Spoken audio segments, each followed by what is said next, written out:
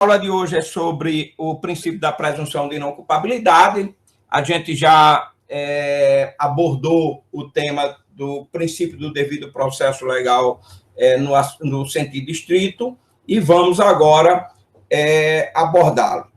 Esse é um princípio universal de todos os sistemas jurídicos de cunho democrático. Ele foi pensado ali na obra de Beccaria. É interessante essa parte do livro dele, né? Ele estranhava como é que uma pessoa que ainda não foi declarada culpada é tratada como culpado fosse. Porque àquela época, né, que a gente já observou que não existia propriamente processo, o que existia eram rituais de julgamento, e a pessoa era tratada como culpada fosse. Inclusive, a pessoa não tinha direito de defesa, né? E o Beccaria, quando abordou esse assunto, ele disse, olha, ele já começa cumprindo penas violentíssimas, como ele é submetido à tortura. Uma pessoa inocente submetida à tortura.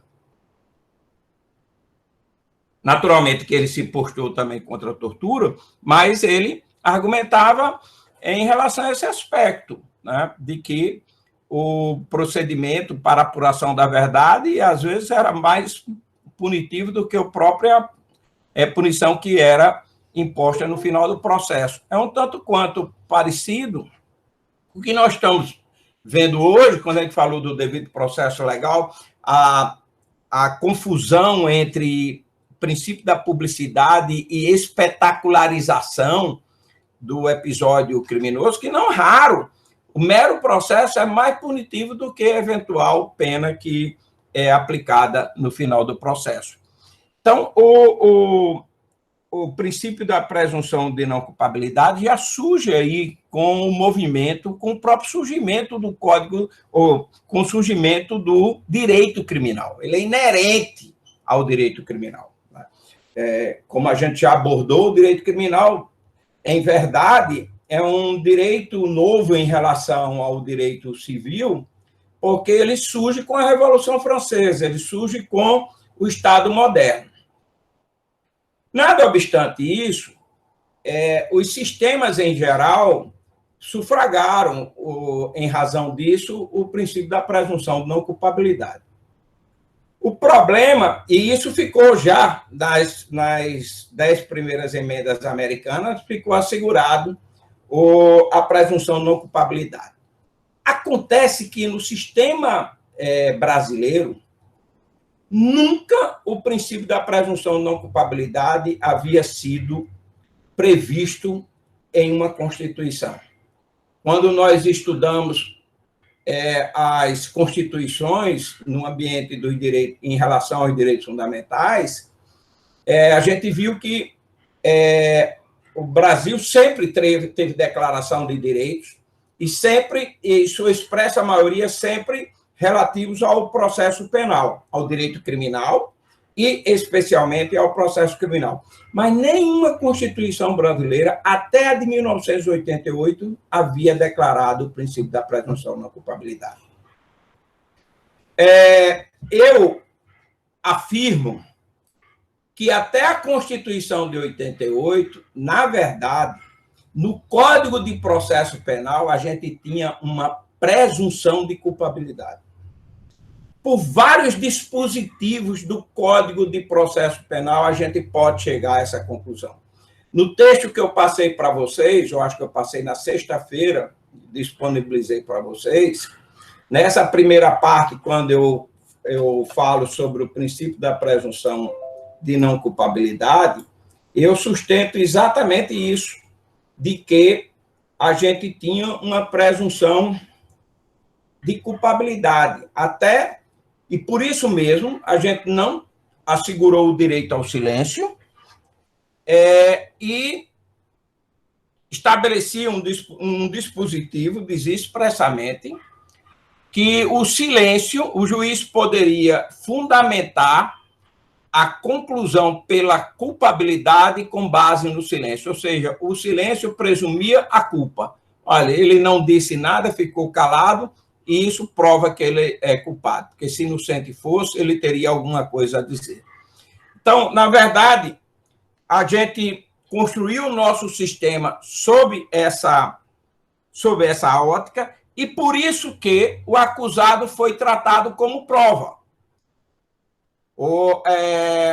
Aquilo que Beccaria bradou lá nos Delitos e das Penas, olha, o cidadão vai para um processo, ele vai para se defender. A participação dele é que ele é o maior interessado na defesa dele.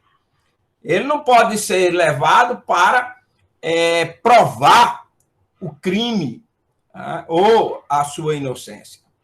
Então, o nosso sistema tratou o acusado como um objeto, como coisa, ou melhor, como prova. Por isso que ainda hoje, topograficamente, no Código de Processo Penal, ele está lá como se espécie de prova fosse. Eu estou chamando a atenção para esse aspecto porque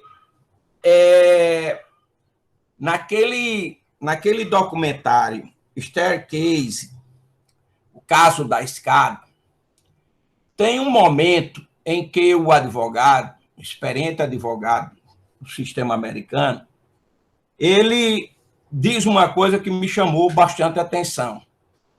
Ele reclama pela repercussão do caso e ele diz que, infelizmente, a despeito da garantia constitucional americana, não há uma cultura da sociedade em relação ao princípio da presunção de inocência ou não culpabilidade. Isso me chamou a atenção porque o princípio da presunção de não culpabilidade, ele está presente na Constituição americana desde a Declaração de Direitos, desde o século XVIII. Se lá eles ainda não construíram essa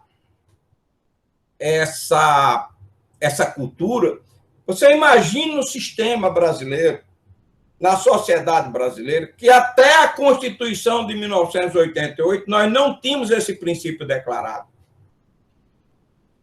A gente tinha esse princípio, você pegava os livros de direito penal, aplica-se o princípio da presunção de não culpabilidade, do favor rei, do indúbio pro réu, como um preceito universal, mas, na prática, ele não se fazia sentir, e nós tínhamos diversos dispositivos. Vou dar outros exemplos de dispositivos que eu cito no texto, de quem lê o texto deve se recordar. A ideia do Código de Processo Penal, na sua versão originária, era de que ele respondia o processo preso. Existia a prisão preventiva obrigatória. Só o fato da pena máxima ser igual ou superior a 10 anos já fazia com que ele respondesse o processo preso. Se ele estivesse solto e o juiz condenasse a uma pena igual ou superior a 8 anos, ele só poderia recorrer se ele se recolhesse à prisão. O sistema era tão inquisitivo e de presunção de culpabilidade, que se ele estivesse preso e ele fosse absolvido, se o Ministério Público interpusesse o recurso de apelação, ele aguardava o final do processo encarcerado. Então, ele claramente teve uma presunção de culpabilidade em vários dispositivos dispostos ao longo do nosso código. Então, se nós temos essas previsões normativas e nós não tínhamos esse dispositivo expresso na Constituição, você imagina qual é a cultura que nós temos a esse respeito.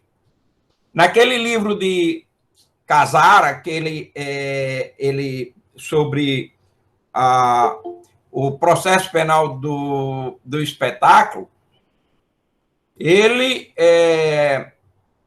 diz, quando ele vai falar sobre o princípio da inocência, ele diz: o princípio da inocência é um ilustre desconhecido. E podem observar que, na verdade, quando nós temos um episódio criminal explorado na mídia, a sociedade reage no sentido de que aquela é que é a verdade, que agora a pessoa tem que provar sua inocência. Quando eu escrevo sobre isso, eu digo que essa é a prova mais diabólica que pode existir. É você provar que é inocente. E que não prova nunca. A não ser com sua palavra. Então, nós enfrentamos uma dificuldade em relação a esse princípio. Esse é um princípio basilar de qualquer sistema, mas ele é um princípio que não tem aceitação social. E não é só aqui no Brasil, em razão de suas peculiaridades, de um sistema que foi forjado no pensamento inquisitivista e um sistema que só acredita em eficácia no sistema criminal quando isso resulta em prisão. Se uma pessoa é processada, e não basta ela ser condenada, ela ser condenada e ser presa. E no caso Mensalão, a gente entendeu outra coisa, não basta ser presa, tem que ser o regime fechado. Porque a gente passou a ter a distinção em relação a essas questões. Quem assistiu às sessões do Supremo, nas discussões, e aqui e ali um ministro dizia: mas assim, com esse entendimento, ele vai pegar regime semiaberto, é um regime brando e o adequado para ele é o fechado.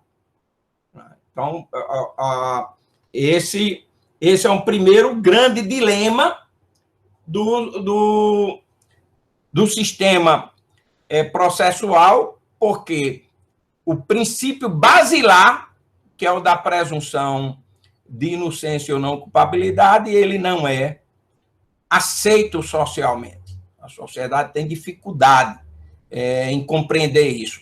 Uma faceta do princípio da presunção de inocência é o direito ao silêncio. Então, o que é o direito ao silêncio? O acusado não tem o dever de provar que é inocente. O Ministério Público que está acusando, a pessoa que está sendo acusada, quem acusa alguém tem o dever de provar, tem que ter a responsabilidade em provar aquilo que ela está dizendo. E por isso a gente tem o direito ao silêncio. Mas você veja quando qualquer pessoa que for parada numa blitz e for suscitada para ela passar pelo teste do bafômetro e ela não quiser, veja como é que a sociedade reage.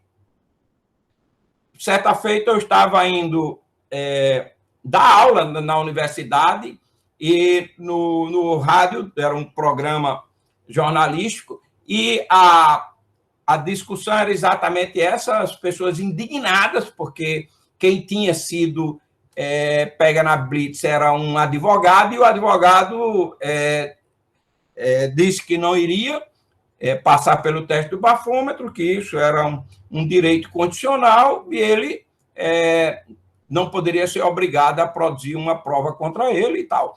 E isso foi extremamente as observações mais absurdas possíveis, retratando mesmo o pensamento da sociedade a respeito desses aspectos. É como vocês viram nessa discussão das revelações de diálogos que teriam ocorrido entre o juiz Moro e procuradores da Lava Jato, em que, em um determinado momento, um procurador argumenta que determinado procedimento não era correto, não era legal, E um deles diz, mas isso é filigrana.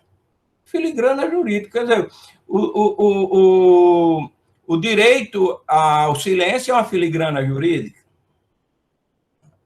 Por que é que ele está na Constituição? Porque é um direito fundamental. E você exercer um direito lhe traz prejuízos, né? Ainda que você vá dizer, não, num devido processo legal, não vai trazer nenhum problema para mim, mas ele traz um constrangimento social violentíssimo. Então, esse é o primeiro aspecto que eu quero chamar a atenção do princípio da presunção de não culpabilidade. Todo mundo vai falar, ele é inerente a todos os sistemas, mas a sociedade não aceita esse princípio. Não tem cultura para assimilar a sua importância e razão de ser. Ela só vai entender isso no dia que se ela for acusada de alguma coisa. Como a gente é muito míope nessa área de direitos fundamentais, a gente precisa da situação empírica, né, e pessoal para poder, eventualmente, compreender o que é que isso significa. Não necessariamente com a pessoa, mas com alguém próximo a ela vai perceber que isso não é uma mera filigrana. E não é para proteger o culpado.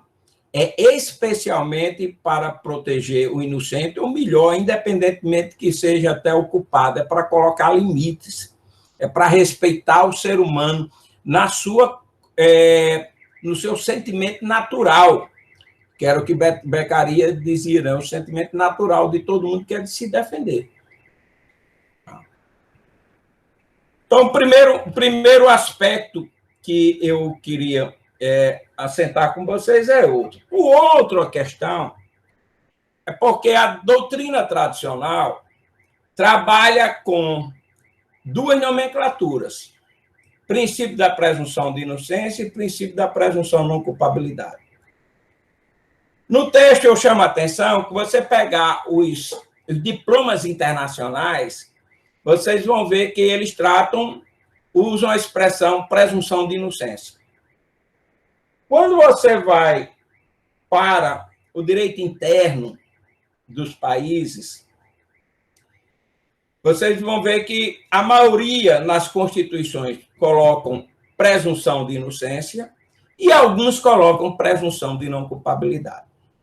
O Brasil utiliza essa expressão.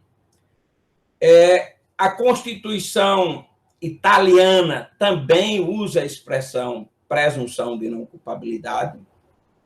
E da forma como está na Constituição americana, alguns concluem, e eu concluo, que eles também falam no princípio da presunção de não culpabilidade. Eu defendo doutrinariamente que nós temos, na verdade, os dois princípios. Nós temos a presunção de inocência e a presunção de não culpabilidade. E, para mim, na verdade, nós temos o princípio da presunção de inocência, que é o gênero, do qual temos duas espécies: presunção de inocência estrito sensu e o princípio da presunção de não culpabilidade. E, para mim, esses princípios, eles possuem estágios no processo, ou melhor, na persecução criminal. O princípio da presunção de inocência, macro, em gênero, todos nós temos. Todos nós somos destinatários desse princípio. O princípio da presunção de inocência estrito é de que ninguém pode ser apontado como eventual responsável por um ato ilícito sem que haja uma culpa sumária. Ou, para usar uma expressão mais conhecida, sem justa causa. E o que seria justa causa? Justa causa é a prova de que o fato criminoso ocorreu e indício de autoria. Bem lembrado, Lucélio, né? Tanto o princípio, a possibilidade da condução coercitiva, se eu não me engano, é o artigo 260 do Código de Processo Penal, ainda está lá, ele era decorrente do quê? Ele era decorrente, ora, se o acusado é prova pode ser produzida independentemente de sua vontade. E mais, partir do pressuposto que o acusado é que tinha que provar que era inocente. Então, ele era obrigado aí. Né? Desde a primeira versão do meu livro, que eu defendo a revogação desse dispositivo. O Supremo só veio entender da revogação agora em 2018. Que o relator foi o ministro Gilmar. E por quê? Porque o sistema, quando ele era para aplicar contra José Joaquim da Silva Xavier, é muito tranquilo. Mas quando começou a Operação Lava Jato e de o juiz determinar mais diversas pessoas, e com uma importância na sociedade, começaram a ver o absurdo que isso representava.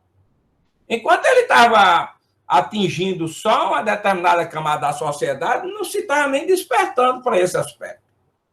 A violência que isso representava. Tá? Então, voltando ao raciocínio da distinção entre presunção de inocência e o princípio da presunção não culpabilidade, a presunção não culpabilidade exige que uma pessoa, para ser apontada como eventual responsável por um crime, é preciso a justa causa. Já a presunção de não culpabilidade quer dizer que o juiz, para condenar, ele necessariamente tem de estar embasado numa certeza que afaste a dúvida razoável. Para facilitar, eu vou pegar aqui os textos de como esses princípios estão disponibilizados ou estão catalogados nos diplomas internacionais, que vai me ajudar a expressar meu entendimento a respeito. Eu estou pegando aqui, só um minuto.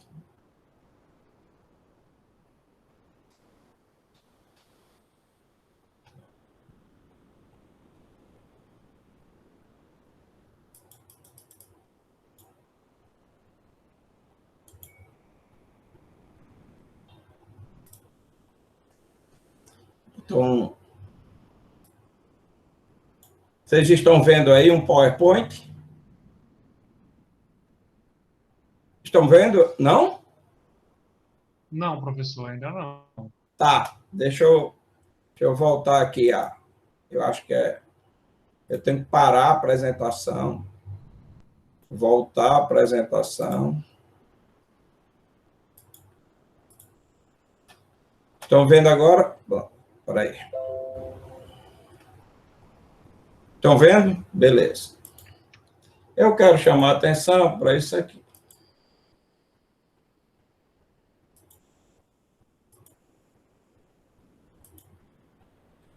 Aqui são... Deixa eu ver se... Estão vendo bem? Como é interessante. Desculpem.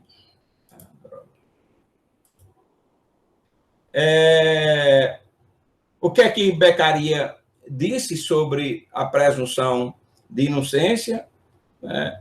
Não se pode chamar o nome de réu antes da sentença do juiz.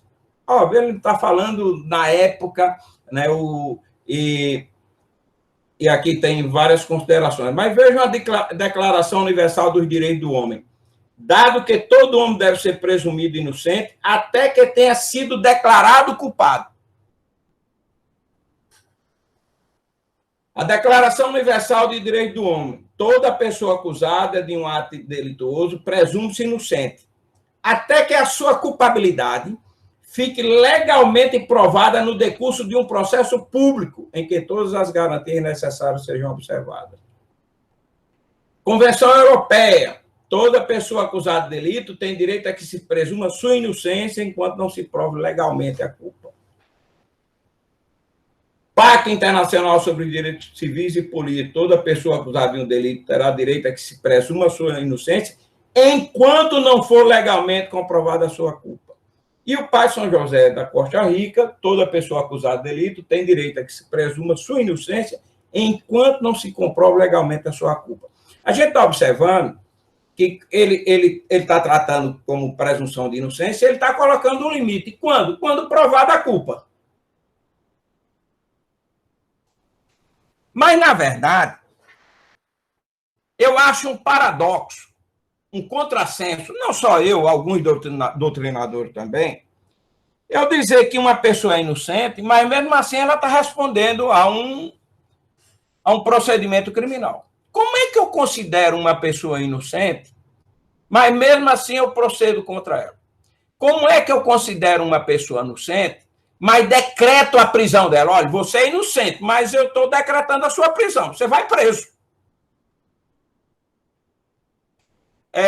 A autoridade policial, quando faz o inquérito policial, ele chega lá no final, olha, tá certo, você é inocente, mas eu vou lhe indiciar. E indicia o cidadão. Aí os autos do inquérito vão para o Ministério Público. O Ministério Público pega e diz, olha, você é inocente, viu?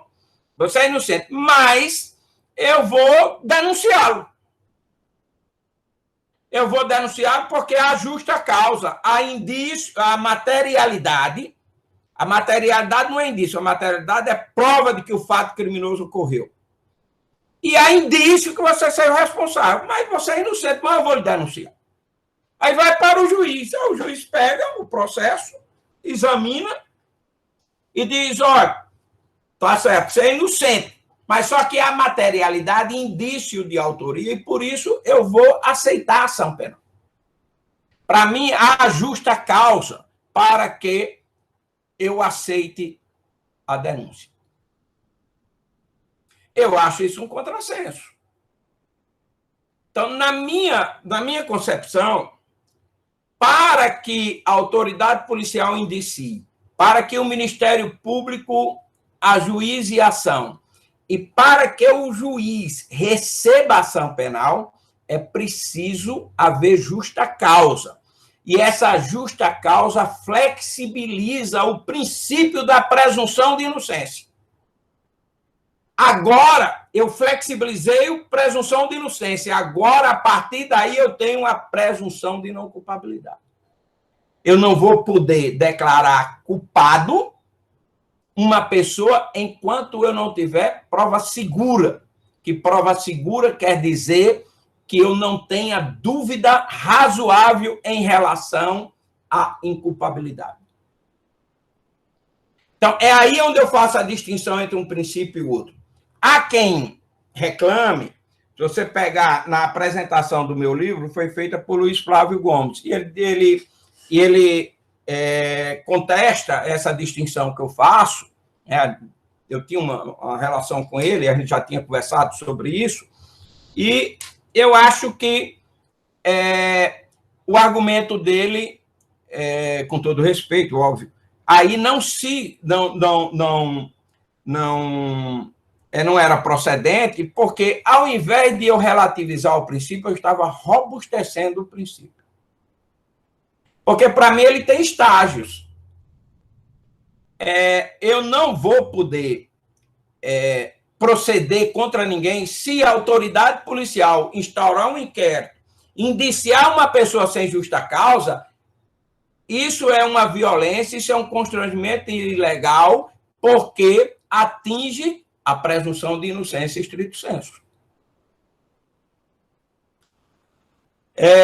A mesma coisa se o Ministério Público oferece a denúncia sem essa justa causa, sem ter flexibilizado o princípio da presunção de inocência.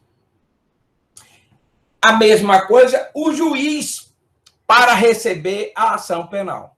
Se você vai lá no artigo 396, acho que é o 396, quando ele fala os casos de rejeição da ação penal. E aí ele fala da justa causa.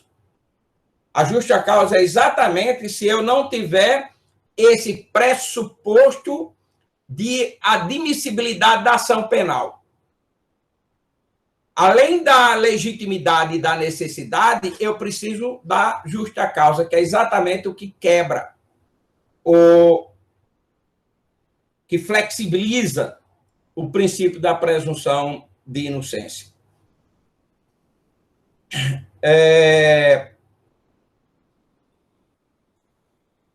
A partir da... E essa presunção de inocência, ela tem a presunção de inocência para esses fins, indiciamento, ajuizamento da ação penal, para o juiz admitir uma ação penal, e essa presunção de inocência ela é qualificada quando se trata da situação para o juiz decretar uma medida cautelar, especialmente a medida cautelar detentiva. Se você for lá no artigo 312 do Código de Processo Penal, ele coloca como requisitos, ele fala nos fundamentos, que são 4 fundamentos para a decretação da prisão preventiva: manutenção da ordem pública ou econômica, para assegurar a aplicação da lei penal e por conveniência da instrução criminal. E aí ele coloca os requisitos. Quais são os requisitos? Existência do crime e indício suficiente. Indício suficiente, obrigado. Não vi quem colocou. Matheus, obrigado, Matheus. Veja que ele fala indício suficiente. E a reforma agora, né, a lei 13.000, ela ainda acrescentou aqui, e de perigo gerado pelo estado de liberdade do imputado. Que a doutrina já falava isso. Esse é a fumaça do bom direito para a medida cautelar detentiva, é o perigo que representa, é o perigo in libertatis, é o perigo que representa a circunstância de a pessoa ficar em liberdade. Então, ele não acrescenta nada em relação ao que eu estou dizendo. E ele fala indício suficiente. Eu faço uma distinção entre o indício para flexibilizar o princípio da presunção de inocência para fim de indiciamento, ajuizamento da ação penal e recebimento da ação penal, e o indício suficiente necessário para a decretação da prisão preventiva. Que o legislador utiliza essa expressão, mas no plural, indícios suficientes para a decisão de pronúncia, que a decisão de pronúncia é a decisão com a qual o juiz, depois da primeira fase do procedimento relativo ao tribunal do júri, ele admite o julgamento pelo conselho de sentença. E lá ele fala indícios suficientes. Que, para mim, o fato de estar no plural ou não quer dizer a mesma coisa. O quê? O que é essa mesma coisa para mim? Que indício sozinho, no singular, indício apenas, sem uma qualificação, esse indício é que eu tenha elementos de que me indiquem, que me deem suporte a sustentar a possibilidade de que aquela pessoa tenha praticado o crime. Já indício suficiente é a probabilidade concreta de que aquela pessoa tenha sido a responsável pela prática daquele fato. Então, ele é um indício qualificado. Então, eu tenho dois estágios de presunção de inocência. Eu tenho um que me protege contra esses atos menos invasivos, que são de admissão de uma persecução criminal, que ele tem 3 estágios importantes, que são o indiciamento, o ajuizamento da ação pelo Ministério Público e a admissão pelo juiz. São 3 pessoas que precisam quebrar essa presunção de inocência.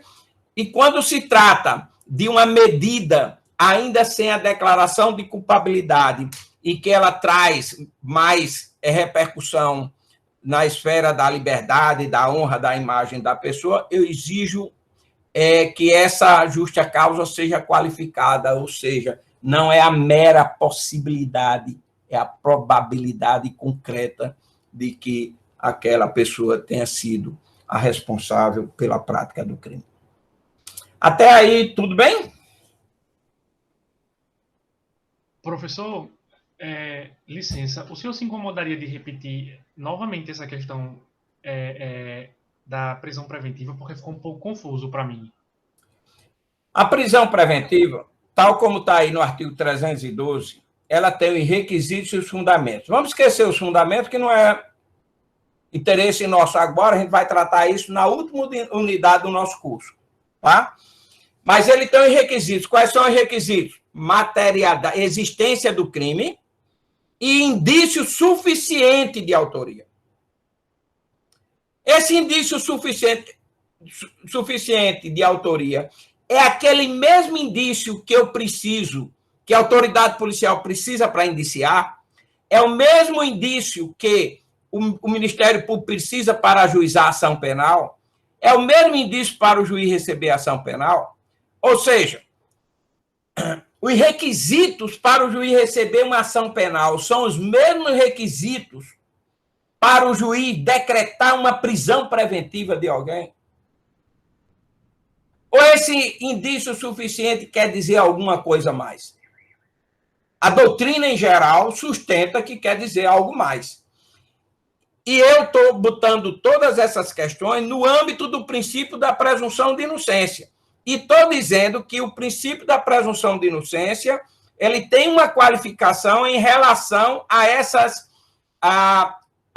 decisões do juiz que ter uma repercussão mais forte no direito de liberdade. Ora, a prisão, você perde o direito de liberdade sem declaração de culpa. É muito forte. Né? A declaração de culpa não enseja a prisão, imagine você decretar a prisão de uma pessoa sem declaração de culpa. É isso que eu sustento, que quando ele fala indício suficiente de autoria, ele traz que aí o princípio da presunção de inocência é mais forte. Ele é qualificado, que é isso que na doutrina se chama probabilidade concreta da autoria. Tá? Explicado? E pegando esse gancho, aí eu vou chamar a atenção o que é que os tratados internacionais dizem. Porque é outro aspecto. Nossa Constituição se desaparta dos textos internacionais. Porque o que é que diz a nossa Constituição? Ninguém será considerado culpado até o trânsito em julgado de sentença penal condenatória. Poxa, então só depois do trânsito em julgado? E antes do trânsito em julgado, ninguém pode ser declarado culpado? Se ninguém pode ser declarado culpado, porque essa é a interpretação literal. E vocês sabem que até agora, no ano passado, sendo discutido no Supremo. E o Supremo patinou nesse entendimento.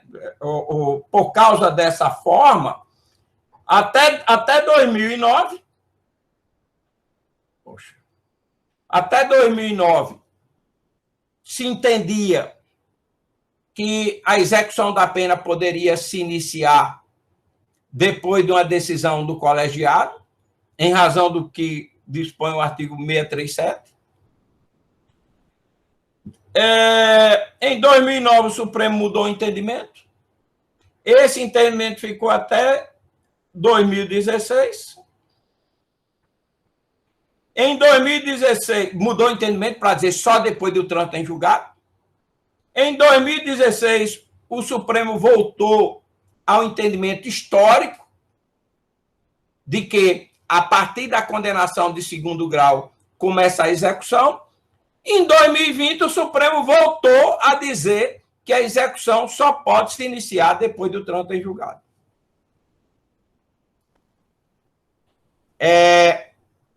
Daqui a pouco eu chego nesse dispositivo. Não sei quem colocou, acho que foi Matheus que colocou. Em 2019, desculpa. Agora, 2020 não existiu, né? Então, 2020 não teve nada. Né? Esquece 2020. E o Supremo volta ao entendimento. E aí é uma coisa interessante. Já debati muito sobre isso, e aí eu digo, quem diz que a execução só pode começar, que a prisão só pode ocorrer depois do trânsito em julgado, está fazendo a interpretação literal. Aqui está dito, está claro. Está claríssimo. Mas será que a interpretação literal diz isso? Será? Então, se é interpretação literal, vamos fazer a interpretação literal. Ninguém será considerado culpado até o trânsito em julgado de sentença. Sentença. Ele não falou decisão. Falou sentença. Quando é que uma sentença transita em julgado? A pergunta é para vocês.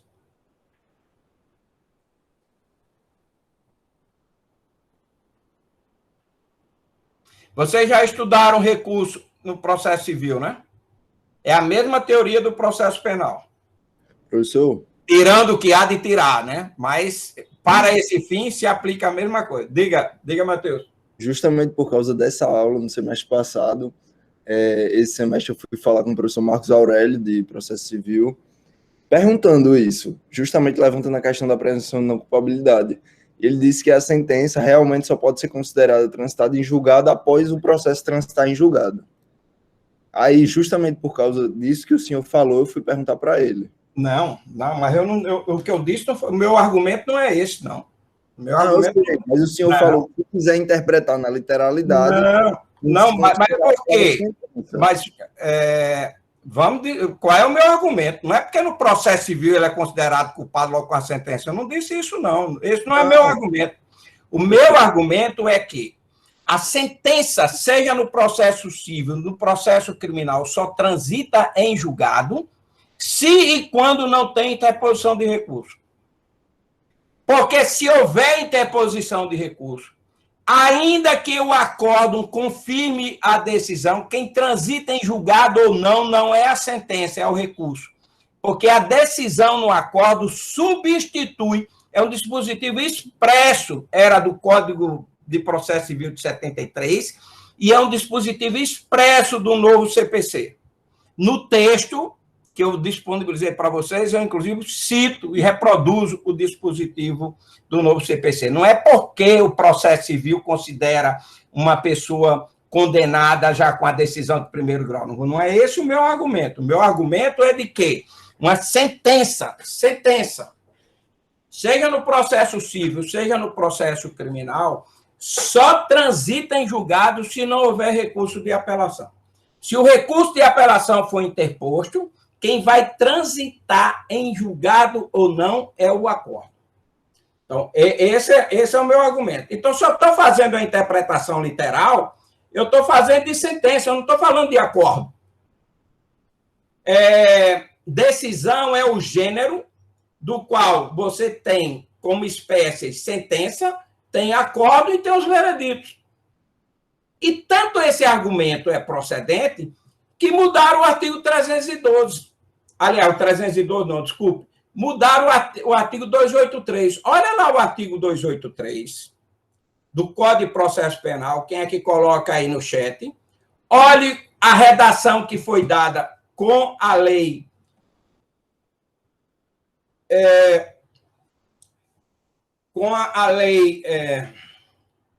poxa. Mas você só vai entender essa redação aqui se você colocar a anterior. Da Lei 2.403, com a redação da Lei 2.403. Por que o legislador mudou? Porque você pegar a redação que foi dada pela Lei 2.403, você vai ver que ele falava em sentença. Ele aqui mudou agora, em virtude de condenação. Em virtude de condenação criminal transitada em julgado. E, anteriormente, ele falava decorrência de sentença condenatória transitada em julgado. E, por causa desse aspecto, ele mudou. Ele mudou a redação do dispositivo. Porque, na verdade, ele não estava se referindo à acordo, ele estava se referindo à sentença. E esse era um dos pontos falhos na interpretação que era feita. O 283, com a redação dada agora, com a que está em vigor, realmente esse argumento procede. Agora só se pode se dar início à prisão como efeito da sentença depois do trânsito em julgado, seja da sentença ou do acordo, por causa da redação do 283. E vocês sabem que a Constituição, quando ela estabelece um direito fundamental, ele estabelece uma porção mínima. O legislador infraconstitucional pode aumentar a garantia. E foi isso que o legislador fez. Isso ele colocou essa disposição depois da decisão do Supremo. A decisão do Supremo, se eu não me engano, foi em setembro ou novembro, e a lei é de dezembro. E agora botou a última pá de cal na discussão. Enquanto não modificar esse artigo 283, eu vou ter que entender que o princípio da presunção de não culpabilidade ele fica rígido até o trânsito em julgado. Por causa do preceito constitucional? Não, porque o preceito constitucional não me dá essa inteligência, mas agora por causa do artigo 283. E essa é a única explicação pelo qual o legislador mudou aqui o dispositivo. E essa discussão o pessoal sabia, a gente já tinha debatido isso aí em várias frentes sobre esse dispositivo. E, para mim, é uma demonstração inequívoca de que realmente a Constituição não tinha o alcance que se dizia. Passou a ter o alcance que se sustentava, e que foi a última posição do Supremo, a partir da nova redação do artigo 283. Qual é o problema desse entendimento sobre o alcance do princípio da presunção de não culpabilidade? É que parece que ele foi feito, formatado, ao sabor de quem estava no banco dos réus. Quando foi conveniente definir um alcance, se definiu. E isso foi sendo mudado. Como é que se pode o entendimento de um princípio? A Constituição é de 88, ele ser entendido até 2009 de uma forma. A partir de 2009 eu modifico. Aí ele vigora esse entendimento de 2009 até 2016. Chega em 2016, eu mudo de novo. E chega em 2019, eu mudo novamente. Eu não tenho previsibilidade nenhuma. E, pelo menos, pelo sim, pelo não, o artigo 283 botou a última pá de cal. Qual é o problema aí? Eu acho que começa o seguinte. O que o princípio da presunção de não culpabilidade ele é uma regra de tratamento. É o que traz o tratamento de alguém, se pode ser considerado culpado ou não. A regra de prisão, o legislador trata em outro dispositivo. E acho interessante uma coisa. Aqui diz, ninguém será preso senão em flagrante delito ou por ordem escrita e fundamentada. Que ordem escrita e fundamentada é essa? Uma sentença condenatória, um acórdão condenatório, ou só prisão preventiva? Ele não fala em prisão preventiva aqui. A Constituição portuguesa, ela é mais clara, porque quando ela diz que ela fala inocente até o tanto em julgado, mas quando ela fala do tratamento da prisão, ninguém pode ser privado da liberdade, a não ser em consequência de sentença judicial condenatória, pela prática de ato punido por lei. Ela não fala em tanto em julgado, porque aqui é tratamento, aqui é regulando a prisão.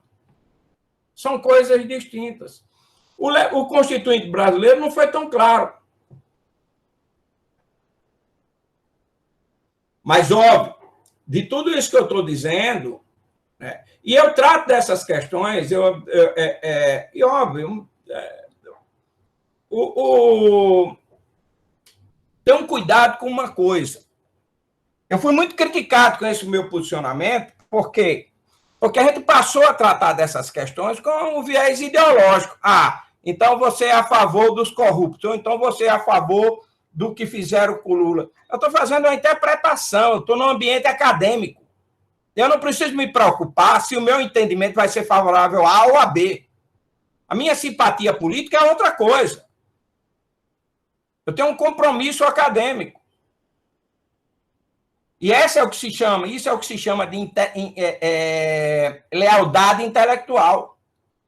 Eu não vou fazer uma pesquisa para ter um ponto de chegada. Eu quero concluir de uma determinada forma, então eu vou pesquisar para concluir assim. É o que de mais abominável pode existir na academia.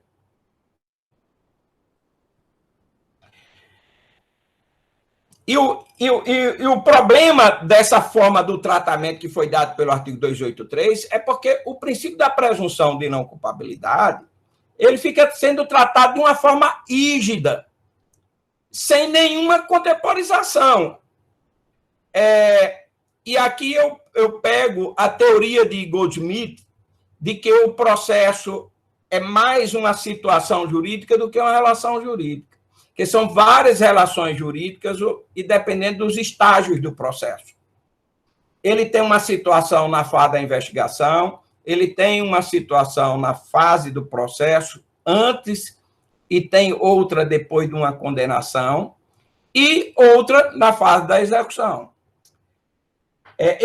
O princípio ele não é rígido de uma forma inquebrantável. Ele vai sofrendo influências de acordo com esses estágios. E eu vou em outra coisa. Se ninguém pode ser declarado culpado se não transitado em julgado, toda vez que um juiz condena alguém, ele malfere o preceito constitucional. Por quê? Ora, para o juiz condenar uma pessoa, o juiz tem que declarar a pessoa culpada. Mas o juiz não pode declarar culpado porque não transitou o julgado. É um paradoxo. O juiz só pode condenar se declarar culpado. Mas a Constituição diz que ninguém pode ser declarado culpado se não o trânsito em julgado. E olha que os textos internacionais não dizem isso. Eles falam em princípio da inocência até a declaração de culpa. Ainda que o princípio da inocência tenha alguma repercussão, mas ele já foi declarado culpado. Um juiz chegou e disse, olha, você é culpado, com a resistência da dúvida. Eu não digo que daí vão todas as consequências, nem estou defendendo que deveria começar uma execução a partir da sentença de primeiro grau, ou a partir da sentença, só tem no primeiro grau sentença. Eu acho que o sistema fica extremamente equilibrado na hora em que eu estabeleço de que, olha, até a decisão de segundo grau que encerra a jurisdição de partes, uma sentença não pode ter efeito, uma condenação não pode ter efeito nenhum em relação à prisão. Mas depois de exaurida a jurisdição de partes, que se dá com o julgamento do recurso de apelação, aí a situação é diferente. Mas, como eu disse, e repito, o artigo 283, com a nova redação que lhe foi emprestada, dirime ou faz uma escolha política no Brasil. Não há mais de se discutir. Para além da decisão do Supremo, agora o dispositivo é mais do que claro em relação a qual é o alcance do princípio da presunção de não culpabilidade no nosso sistema jurídico, que é uma peculiaridade nossa, diante de todas essas questões. Eu vou voltar para o nosso texto. Matheus, entendeu agora? Sim, professor. O Constituinte podia ter sido mais claro aí. Certamente, né? Mas o que eu me preocupei foi quando você falou daquela questão que eu teria dito que no processo civil a pessoa seria considerada culpada antes do trânsito em julgado, não foi? Não, eu não falei isso não, professor. Acho que você entendeu errado. Eu posso ter me expressado mal, mas não foi isso que eu disse, pode ter certeza. Tá. E aí, então, mas só esclarecendo, que eu digo que sentença só transita em julgado se não tiver recurso. Tendo recurso, não é ela mais quem vai transitar ou não em julgado. Entendeu? É por isso que, não só por isso, né? Mas você não tem revisão criminal em primeiro grau. Mas não é só por isso, não. Aí tem uma outra explicação. O exemplo não seria adequado para eu dar. Tá? E aí, eu entendo que eu sustentando essa distinção entre presunção de não culpabilidade e de inocência, o pensamento fica mais coerente. Para eu quebrar o princípio da presunção de inocência, basta a prova da existência do crime e indícios de autoria. Mas para eu quebrar o princípio da presunção de não culpabilidade, eu tenho que vencer a resistência da dúvida e para poder condenar. Que o certo aí é dizer que o juiz, ele fala-se em verdade material e verdade formal. Mas o mais adequado é falar na questão da dúvida, e mais, dúvida razoável, porque não é qualquer dúvida. Então, para o Ministério Público, ele vai ter que trabalhar com a chamada verdade indene de dúvida. Para a defesa, suficiente ele colocar em dúvida o que o Ministério Público produziu. Ele não vai precisar provar a sua inocência, que, como eu disse, é uma prova diabólica. A pessoa só pode se defender contra o que ela foi acusada. Ela não pode se defender de tudo, como a sociedade quer. E aí tem um aspecto importante. Por que o princípio da presunção? A grande repercussão do princípio da presunção não culpabilidade é na questão da prova. Primeiro, que ela vai dizer que o Ministério Público tem um dever de provar. Tem um ônus de provar. Se alguém puder colocar aí no chat o artigo 155, eu acho que é o 155 ou é o 156. É o que diz que ele repete um dispositivo do Código de Processo Civil, que é a prova, o ônus da prova é de quem alega o fato. Que esse dispositivo, lido sem entender o princípio da presunção de não culpabilidade, leva... E aí, secretário, a gente até recebe uma pergunta aqui dos telespectadores do Bom Dia RN. Ligando aqui, leva a uma incompreensão.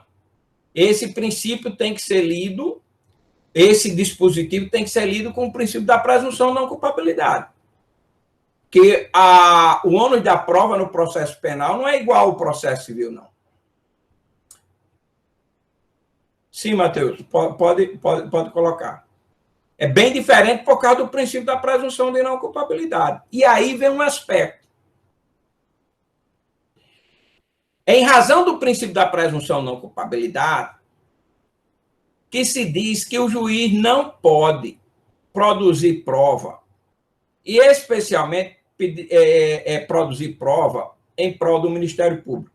Alguém poderia botar aí o artigo no chat, o artigo, eu acho que é o 56, que fala desse ônus da prova.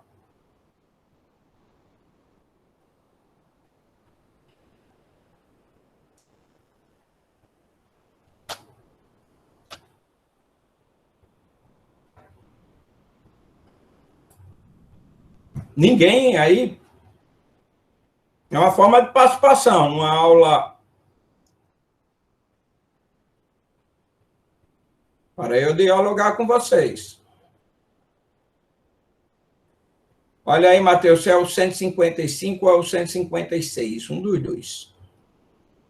Não, esse 156 eu vou querer falar sobre ele, que eu já vou falar agora. Eu já vou... Eu quero o dispositivo, eu quero o dispositivo que diz o ônus da prova. O ônus da prova é de quem alega. E esse dispositivo lido sem contextualizar com o princípio da presunção de não culpabilidade, você pode pensar que é a mesma coisa de processo civil, mas não é. Porque lembrar que para condenar o Ministério Público precisa da verdade material. Para absolver, o juiz pode absolver com a verdade material, com a verdade formal, a mera verdade formal. Com verdade formal, na sentença, o juiz só pode absolver. E aí tem um aspecto. Esse inciso segundo. Tanto o inciso primeiro, qual é o problema dele? O problema do inciso primeiro é porque ele está permitindo que o juiz participe da investigação, da apuração pré-processual. A maioria da doutrina toda diz que esse dispositivo é incompatível com o princípio acusatório, no que eu concordo no todo. Já a parte da doutrina, e eu também entendia que o segundo, isso não comprometia o princípio acusatório. Mas fazendo a leitura do inciso segundo, com base no princípio da presunção de não culpabilidade, eu digo que esse inciso segundo também é incompatível. E vou tentar explicar agora. Se o juiz tem dúvida, o juiz tem que absolver. Então, se o Ministério Público apresenta a prova e o juiz entende que aquela prova não é suficiente para a condenação, e o juiz determina a produção de prova que interessa ao Ministério Público, o que é que o juiz está fazendo? Está deixando de aplicar o princípio da presunção de não culpabilidade. Entenderam? Então, ele ainda que se entenda que durante a relação processual o juiz tem um impulso oficial, que o juiz poderia determinar a produção de prova, mas o problema aqui, nesse inciso segundo, é que quando essa prova interessa ao Ministério Público, é porque o juiz teria que absolver, aí o juiz não quer absolver e manda produzir prova que interessa ao Ministério Público. Ou seja, o Ministério Público não se desincumbe do ônus dele de provar e o juiz passa a coadjuvar o Ministério Público nesse sentido. Entenderam? Esse é um tema extremamente polêmico, porque a nossa cabeça ainda é de que o juiz tem que procurar a verdade. O nosso Código de Processo Penal, como não tinha presunção de inocência, ele foi idealizado com a busca da verdade, a busca da verdade real, que não existe. Filosoficamente, não existe verdade real. O que é verdade? Não tem quem responda. Num processo, você pode dizer que você tem uma verdade processual, com maior ou menor segurança. E para condenar, necessário de que você não tenha uma dúvida razoável da inocência da pessoa. É óbvio que não há dúvida subjetiva, é uma dúvida objetiva, com base nas provas existentes nos autos. Porque senão seria um absurdo, né?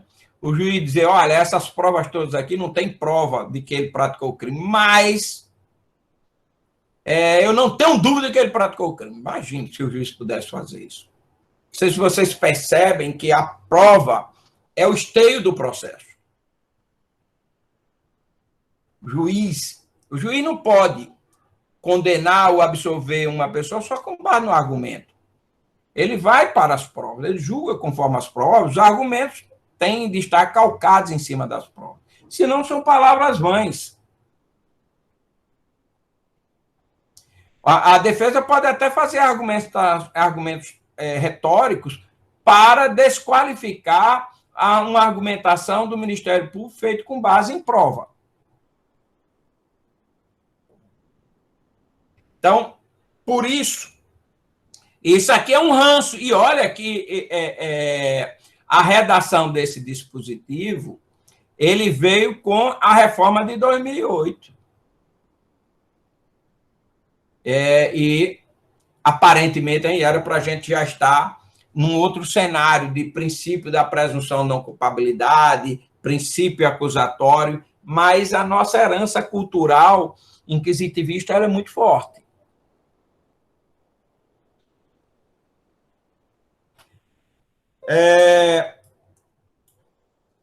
Esse ponto. Então, o princípio da presunção de não culpabilidade, na verdade, ele se aplica ao juiz. Porque é o princípio de quem julga.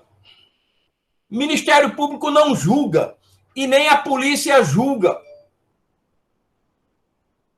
Eles não fazem juízo de culpabilidade. Eles fazem juízo de persecução. Com base num argumento de culpabilidade, mas não são eles quem definem culpa. Quem define culpa ou não é o judiciário. E mais, o princípio da presunção de não culpabilidade só se faz sentir em relação ao juiz quando, olha o que eu vou afirmar, quando o juiz é chamado para julgar e que com essa decisão do juiz, o juiz possa condenar o acusado. Porque na maioria dos momentos do processo, o juiz é chamado para decidir, só que com essa decisão o juiz não pode fazer juízo de culpabilidade. Vou dar um exemplo bem concreto. Pega aí o artigo 397, os incisos 1, 2 e 3. E aí coloca aí.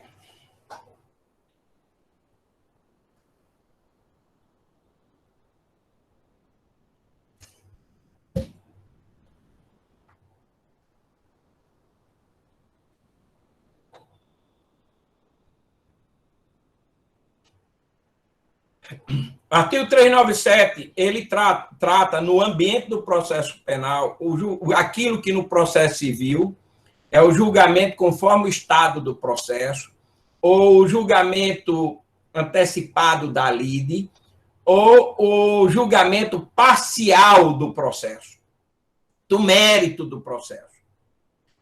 Esse artigo 397, porém, tem uma faceta. No processo civil, o juiz pode julgar antecipadamente a lide, seja para julgar procedente a pretensão, seja para absolver, ou seja para julgar improcedente. No processo penal, o julgamento antecipado só pode ser para absolver. Por quê? Para o juízo de culpabilidade, ele tem que fazer todo o trâmite processual. Ele tem que dar a oportunidade da instrução, de as partes arrolarem testemunhas e produzirem provas em audiência. Nada obstante isso, olha o que ele diz aqui. Para absolver sumariamente, ele precisa a existência manifesta da causa excludente de ilicitude do fato. Existência manifesta da excludente de culpabilidade do agente. Que o fato narrado evidentemente não constitui crime. Perceberam uma coisa aí? Para absolver sumariamente, o juiz tem que ter certeza material, tem que ter uma certeza indene de dúvida de que o acusado é inocente. Veja, não se aplica o indúbio pro réu. Por que não se aplica o indúbio pro réu? Porque nesse momento do 397, o juiz não pode condenar. O juiz só pode, quando muito, absolver. Entenderam?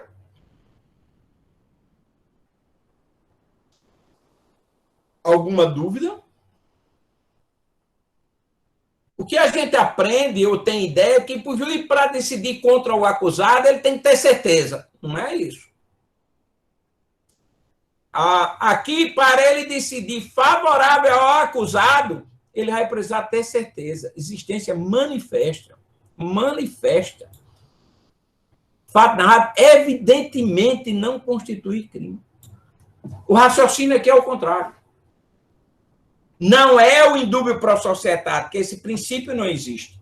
É porque aqui o princípio que vigora é o da presunção de inocência.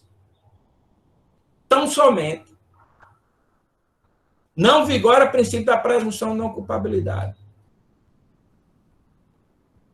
Porque o juiz não faz juízo de culpabilidade. Então, isso, a polícia e o Ministério Público, eles estão regidos por que princípio? Pelo princípio da presunção de inocência. Não é o princípio da presunção de não culpabilidade. Você imagine se o Ministério Público, para ajuizar a ação, precisasse ter a prova da culpabilidade. A prova da culpabilidade só pode ser obtida com base na ampla defesa e o contraditório que vai ser no processo. A defesa vai ser chamada para produzir prova também, se ela assim quiser, dela contestar a prova do Ministério Público. O ambiente para isso é o processo. Eu posso até dizer que o Ministério Público é uma questão de fair play. O Ministério Público tem dúvida, mas ele tem justa causa. Ele oferece a denúncia. Isso é uma coisa que inquieta os membros do Ministério Público. Geralmente não se quer admitir isso. Mas na prática é isso. E tem que ser assim. Você não é de querer que o Ministério Público tenha a prova da culpabilidade com a investigação. A investigação não é para esse fim.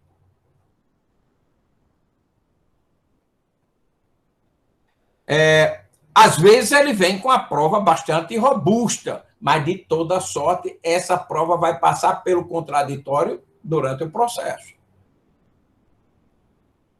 Mas pode ser, por exemplo, que o Ministério Público, depois, no final do processo, nas razões finais, ele chegue, poxa, não há prova robusta ou não há prova indene de dúvida. Se não há prova indene de dúvida, o juiz não pode condenar. E aí pode até o Ministério Público dizer, olha, eu não tenho a certeza da inocência, mas eu reconheço que o juiz não tem, que não há nos autos prova suficiente para condenação. E ele pode pedir absolução. Eu não sei se eu me fiz entender. Mas ele não pode fazer isso quando for ajuizar a ação penal. Por quê? Ainda vai ter o contraditório. Ele ainda vai ter a oportunidade de ouvir as testemunhas, explorar os depoimentos. Então, por isso que eu sustento que o princípio da presunção de inocência é um princípio que rege o atuar da polícia e do Ministério Público, rege também o atuar do juiz em vários momentos do processo, não no momento da prolação da sentença. Porque no momento da prolação da sentença, que é quando o juiz pode fazer um juízo de culpabilidade, ele aí ele, em dúbio pro réu, aí na dúvida, ele decide em prol do acusado. A mesma coisa que acontece nos processos da competência do tribunal do júri.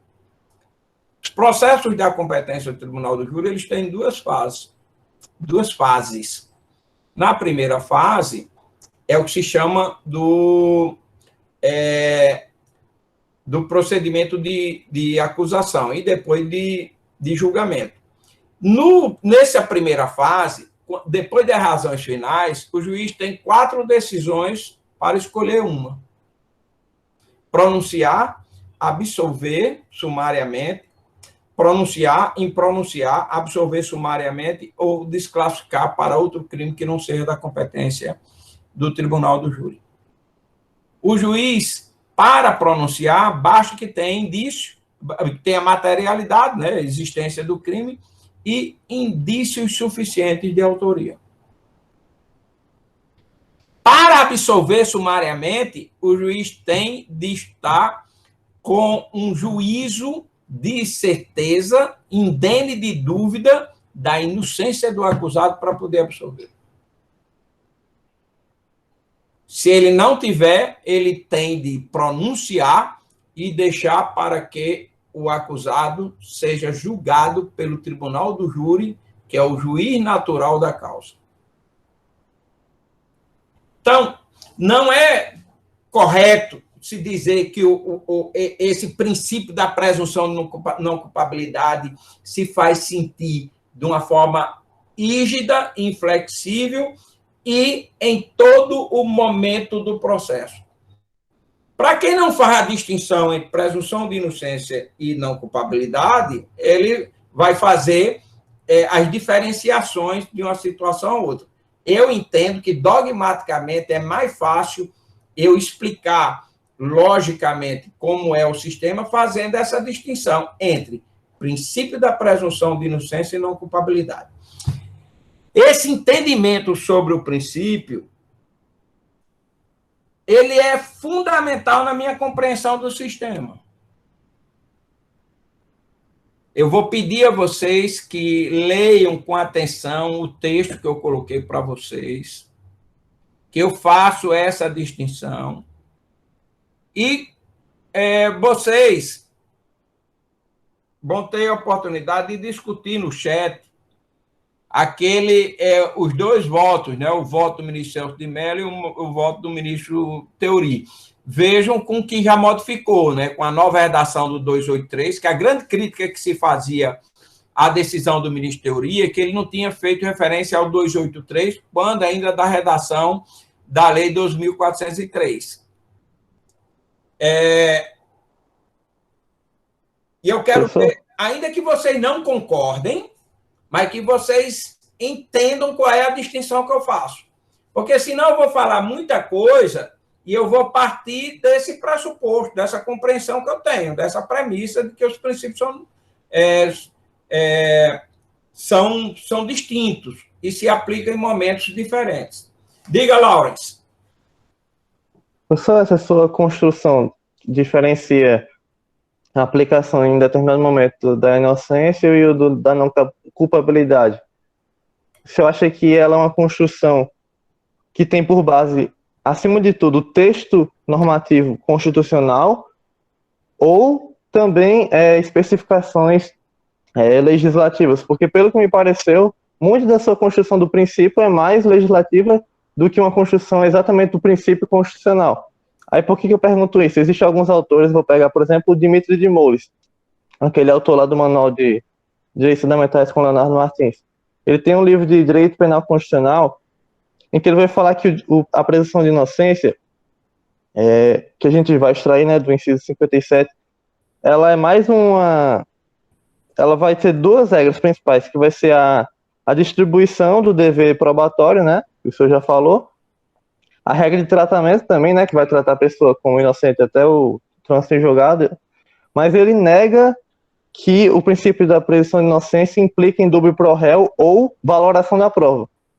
Eu só vou ler um trechinho aqui que ele argumenta primeiro sobre a valoração da prova, que ele vai falar o seguinte: sustentou-se que a presunção de inocência altera a forma de avaliação das provas, havendo no processo penal maiores exigências de força e evidência probatória em comparação com outras espécies de processo, nas quais não há presunção em favor de uma das partes. Isso não convence, ele vai falar. O juiz deve sempre fundamentar sua decisão de maneira exaustiva, indicando os elementos que o levaram a formar essa convicção. A comparação entre a força de provas é um exercício arriscado, por não haver um critério objetivo para avaliar, entre aspas, força de um testemunho ou documento. Ainda que tal comparação fosse possível, a imposição de maiores exigências probatórias no processo penal não possui embasamento normativo no direito brasileiro, que tem 3 características. Primeiro, não permite a tarifação das provas. Segundo, não oferece critérios para sua comparação. E terceiro, não faz diferenciação entre verdade formal e material. E sobre a presunção de inocência e o indúbio pro réu, ele vai falar: considerar o réu inocente até a prova da culpa não significa que, em caso de dúvida, deve ocorrer a absolvição, nem o contrário. Só indica que o ônus da prova é de quem acusa e julga. A presunção de inocência é uma regra para a distribuição de deveres probatórios e também para a determinação da situação jurídica do réu durante o processo, sendo tratado como inocente, mesmo contra quem pesam as mais prementes provas. Já a presunção indúbio pro réu constitui regra sobre a avaliação de provas existentes, isto é, sobre a forma de decidir no processo penal. Observe-se que o indúbio pro réu não se encontra na Constituição Federal, fica a cargo do legislador e, secundariamente, da jurisprudência e da doutrina a elaboração de seus contornos. Então, basicamente, o que ele está argumentando é isso, que essas construções são mais legislativas, doutrinárias, jurisprudenciais, do que propriamente o texto normativo da Constituição, e que isso não daria para ser extraído. Como é que o senhor enxerga isso? Nenhuma declaração internacional a gente viu, nenhuma diz indúbio pro réu. Óbvio, não vai dizer. Nenhuma Constituição, em mundo nenhum que eu conheço, as que eu cito todas no livro, nenhuma vai falar em indúbio pro réu. O indúbio pro réu você tira exatamente do princípio da presunção de culpabilidade ou inocência.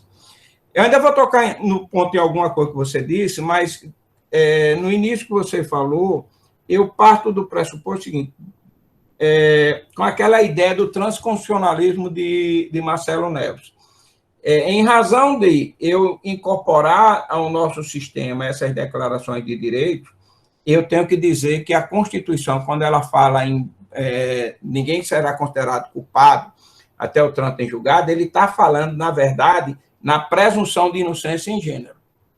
Então, por isso que eu digo que o nosso sistema alberga os 2 princípios, presunção de inocência em distrito e presunção de não culpabilidade.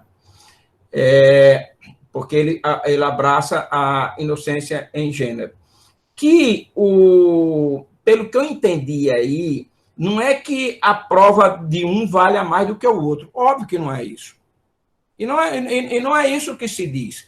É apenas de que, realmente, o dever de provar é do Ministério, o ônus. Eu até pedi, olha, coloca aí o artigo 156, ou era o 157, que fala que a prova, o ônus é de quem alega. E não é isso por causa do princípio da presunção de não culpabilidade.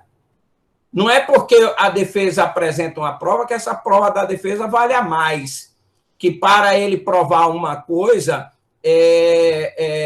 ele tem um ônus menor. Não. O problema é que, para a defesa, ou para o Ministério Público tem um ônus, tem um dever, ele não está acusando uma pessoa.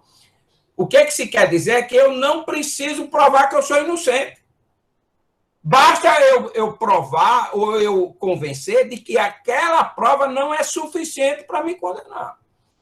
E essa questão do indúbio pro réu, ou que vem da presunção não culpabilidade, na verdade, ele serve para equilibrar os desiguais numa relação processual. Você há de se lembrar que quem tem a titularidade da persecução penal é o Estado. E você tem 2 órgãos, no mínimo 2 órgãos estatais que trabalham nessa área. No meu texto eu faço esse argumento. Você tem a polícia e o Ministério Público. Isso quando você não tem a Controladoria da União, o Tribunal de Contas da União, ou do município, ou do Estado, a Receita Federal, COAF, são vários órgãos públicos contra a defesa. E o gigantismo do Estado. A gente imaginar o que é o Estado. Só sabe que, óbvio, o estudante de direito tem essa percepção. Mas uma pessoa, quando está num processo criminal, ela sente, ela sabe o que é que isso representa. Então, o princípio da presunção de não culpabilidade é uma forma de equilibrar essa relação processual. Eu gostava de dizer que ela desequilibrava em prol da defesa, que seria como que a gente saiu de um estágio que o cidadão não tinha direito de defesa, para depois ter direito de defesa, e depois o direito de defesa dele se sobrepor à persecução criminal em razão do princípio da presunção de não culpabilidade. Mas não. Na verdade, o princípio da presunção de não culpabilidade, ele iguala. Dá um equilíbrio numa relação processual que é marcada pela desigualdade entre os contendores. Então, se eu entendi bem a parte que ele fala, não é propriamente de que a prova da defesa valha mais do que a prova do Ministério Público. Não, porque a gente tem uma outra questão no processo penal que a gente deixa para lá por uma questão pragmática. Mas, por exemplo, se eu digo que eu sou inocente, eu quero que o juiz diga que eu sou inocente. Para mim, não é suficiente o juiz chegar e dizer, olha, eu vou lhe absolver porque não tem prova suficiente para a condenação. Para mim, não me satisfaz. Mas o entendimento da doutrina é de que não cabe recurso. Não cabe recurso da defesa quando a sentença é absolutória. Mas essa é uma discussão doutrinária e, na prática, também, em alguns casos, o cidadão entra com um recurso querendo dizer, sim, mas eu apresentei provas que são suficientes para mostrar que eu sou inocente. Teve um dos envolvidos no caso Mensalão, que o Supremo absolveu por insuficiência de prova. Aliás, o Ministério Público pediu, nas razões finais, a absolvição por insuficiência de provas. E a defesa, quando subiu à tribuna, ela disse, olha, o Ministério Público foi mesquinho, porque não é pedir absolvição por insuficiência de provas, é que a defesa, embora não tivesse o dever, provou que ela é inocente. O Supremo tem que dizer que ele é inocente. Mas, para isso, a defesa vai estar com o mesmo ônus do Ministério Público. Para ele provar que é inocente, ele também tem que trazer uma prova robusta nesse sentido. E, óbvio, o ideal, Carneluto, naquele livro dele, A Miséria do Processo Penal, ele diz, olha, a maior ineficiência do judiciário é quando ele absolve por insuficiência de provas. Por quê? Teve toda a investigação na fase pré-processual, teve todo o processo, quando chega no final, aí o juiz diz, olha, eu nem posso dizer que você é culpado, nem que você é inocente. Mas como eu não posso condenar com dúvida, eu vou absolver. Mas ele não decidir, na verdade, porque ele não diz se é inocente ou é culpado. O caso Collor, por exemplo, que na época suscitou muitas críticas ao Supremo, porque o Supremo nem disse que ele é culpado, nem que ele é inocente. O Supremo absolveu porque não tinha prova para condenar.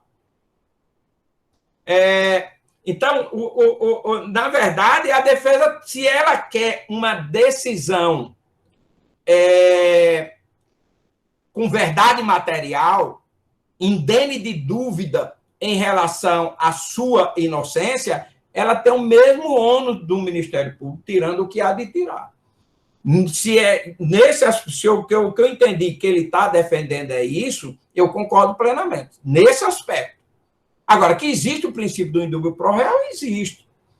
E ele é exatamente esse contraponto para dar um equilíbrio entre os contendores. Na verdade, é o que se chama, né? É o princípio do indúbio pro réu, do favor rei ou favor in libertatis, que é a favor da liberdade. Se você tem dúvida, é defender a liberdade do cidadão. E aí vou mais, liberdade, honra e imagem. Então, o único contraponto que eu faço na argumentação, agora, concordo que, ontologicamente, a prova de um não vale mais do que a outra, não é isso. É a questão de que, para você fazer o juízo, qual é o tipo de verdade exigida, né? Tirando, a gente sabe que não existe verdade real, né? E que a finalidade do processo não é a prova da verdade real,